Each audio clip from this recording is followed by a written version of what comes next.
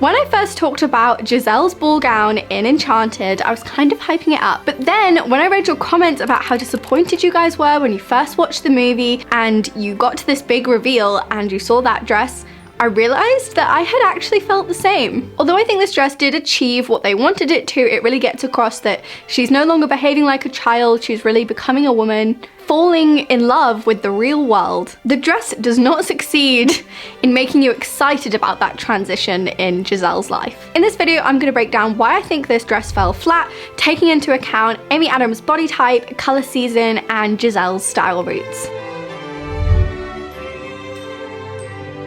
My name is Ellie-Jean, I'm a personal stylist, and on this channel, we find our style by finding ourselves.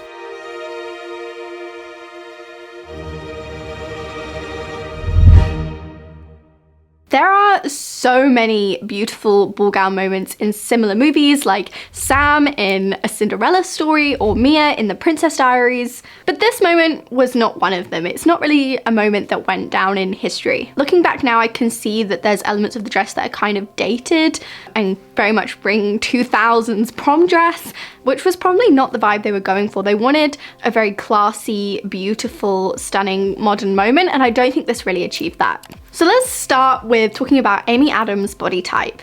Amy Adams is a verified flamboyant natural. This means her dominant features are width and vertical, and she's quite a controversial flamboyant natural actually, because she's on the shorter side of a flamboyant natural. I think what a lot of people get confused about the flamboyant natural body type is that they think you have to look like the tallest woman that's ever existed to have vertical in your frame, and that is not the case. You don't have to look insanely tall to have vertical, and I think that's something a lot of people get really confused. And also the wording, you know, taller than she looks, is not a wording that I would say Kibbe uses anymore to describe having vertical or not. So kind of get rid of that way of thinking, because it really doesn't help you in finding your body type and other people's body types. Now, there were outfits in the movie that really honored this body type. For example, she wears this beautiful little floral dress which is off the shoulder and it has this little flared skirt. This is an amazing dress for her line. It's got that off the shoulder which honors her width.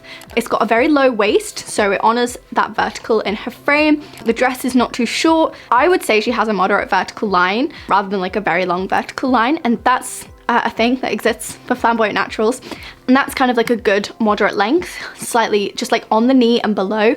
It's good for like the moderate leaning on long vertical line that flamboyant naturals can have. And that flare in the skirt also honors the width in her upper body, kind of balancing that out. Also, the Princess Diana inspired princess wedding gown, obviously Diana had something very, very similar, who was also a flamboyant natural. It's a very like 80s style princess ball gown, and Amy Adams looks stunning in it. Obviously in the kind of context of the real world of New York, it looks slightly ridiculous and out of place because it's so huge, it's so elaborate, but in order for it to come across that ridiculous on a natural body type, it has to be like really, really big to overpower them, because they can take a lot of oversized shapes. And it makes them look very chic and classy. And that's why she really still shines through this dress, and it doesn't overpower her. She still looks like a beautiful princess, which would be harder to achieve with someone with a more delicate body type. I also think her main dress that she makes out of the curtains and a sort of Sound of Music reference, I think is also really great for her body type. That empire waistline is really amazing for types with vertical, because it allows a kind of flow, doesn't try and break you up too much. There's width in that neckline as well. In fact, I would say that kind of silhouette has been really popular over the past couple of years. So if you're a natural type and you want to replicate that, I think that would be fairly easy to do. She's got that long ribbon, which honors that long line. And yeah, the silhouette of this dress really flatters her figure. I do think there are so many yin details in these outfits that sometimes they do make her look like a woman still dressing a little bit like a child, and that's what they wanted to get across, that she's very, very beautiful but hasn't really matured enough and is going through a kind of coming of age process by coming into the real world. Now, as for the main ball gown dress, I don't think it's horrific for her body type, actually. I don't think it majorly contrasts her body type in any way. I would say a couple of things to note. It's a little bit sharp on the neckline, kind of halter neck. It's not bad, but it doesn't do much to honor her width. And neither does the overall shape of the dress. That fishtail does a little bit honor the width in her frame. And remember, Kibbe has said that any type can look amazing in a bodycon, but this dress doesn't have a lot of flow to accommodate that width. It doesn't have a lot of those unstructured elements of her previous outfits that we've seen in this film to really honor her body type. So it doesn't give that stunning quality. It's fine because it has that long vertical line. It's not broken up too much, but it's not the best thing she could have worn. I think another way in which this ball gown falls flat is that it doesn't really do much for her color season. Amy Adams is a true spring, which means her dominant features are warm, bright, and light. So light is at the end there, so she's actually quite medium in contrast. Medium for someone in a light type like spring. If that was all a little bit too confusing for you, make sure to watch this video that I've done on color seasons. But regardless, she's a true spring, so she's warm, bright, and kind of light. So many dresses in this film looked fabulous on her as a spring.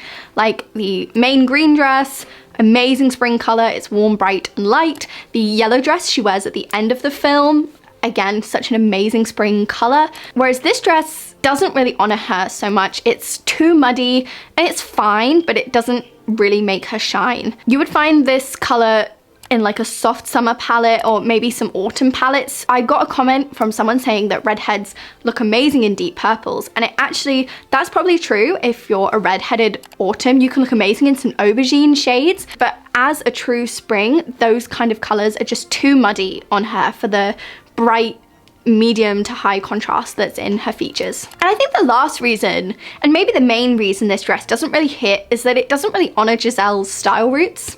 If you don't know about my style roots, basically I believe that there are 8 roots that we all pull from in our style, and that we all have 3 dominant roots which guide our style and honor who we really are and what we want to express about ourselves.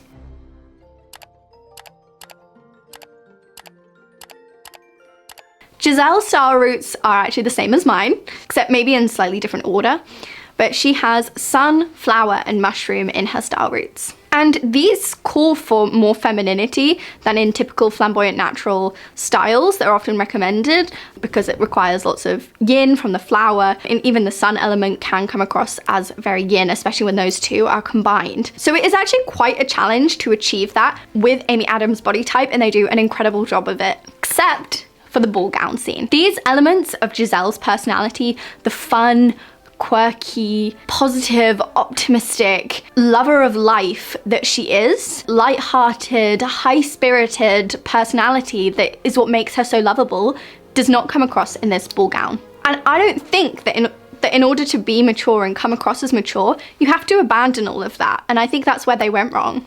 And I also don't think they themselves believe that hypothesis of coming into the real world means you have to abandon every single part of that version of who Giselle was, because in the final scene, that yellow dress is so Giselle. It's so playful, it's so fun, it's very feminine and delicate.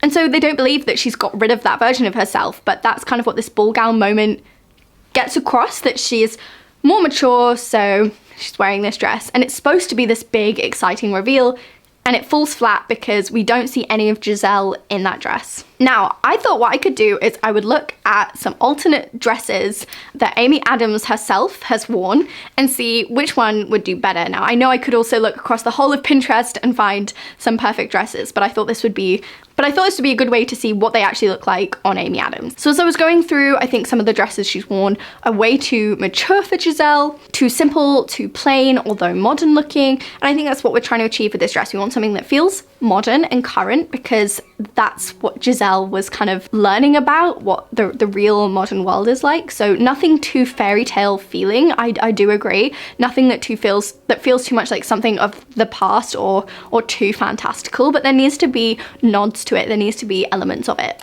I think some of the sparkly outfits have too much modernity to them, too much like glitz and glamour, like New York sipping a cocktail kind of fancy, which is not really Giselle. I think something sweeping, delicate with whimsy would be perfect for her, like this peach dress. I think it has elements that make it feel modern, but elements that will also make it feel very delicate and pretty.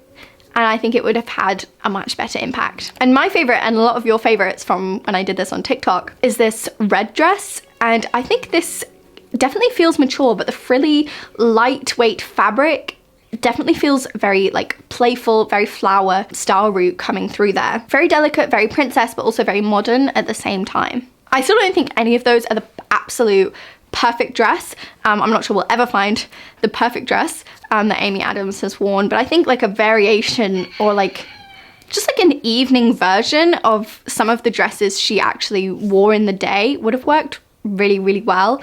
So that's why I think that dress was slightly disappointing. Let me know in the comments if you had the same reaction as me and a few other commenters where that was not living up to the hype of the scene and you would have loved to see her in something a little bit more Giselle. Thank you so much for watching. If you want my help finding your body type, color season, or working on a style package with you based on your style roots, make sure to head to bodyandstyle.com. The link is in the description and I will help you. Thank you so much for watching. I will see you next time.